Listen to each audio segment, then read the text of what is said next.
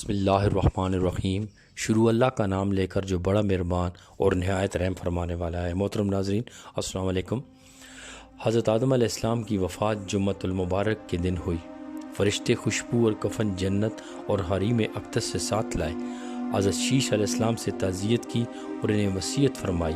محمد ابن اسحاق رحمۃ اللہ علیہ فرماتے ہیں کہ جس دن حضرت آدم علیہ السلام کی رحلت ہوئی، اس دن سے برابر 7 دن رات تک چاند اور سورج کو گین لگا رہا۔ ابو عبداللہ امام احمد اور ابن حمزہ صدی سے روایت کرتے ہیں کہ میں نے مدینہ طیبہ میں ایک بوڑھے شخص کو گفتگو کرتے ہوئے دیکھا۔ میں نے پوچھا کہ یہ کون ہے، تو لوگوں نے بتایا کہ یہ حضرت ابی بن کعب رضی اللہ تعالیٰ عنہ ہے۔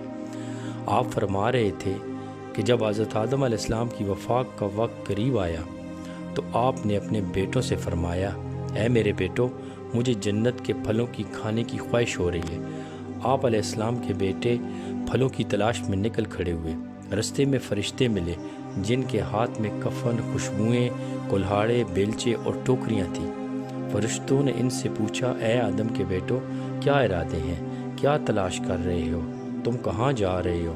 انہوں نے بتایا کہ ہمارے والد محترم بیمار ہیں اور انہیں جنت کے پھلوں کی کھانے کی خواہش ہے۔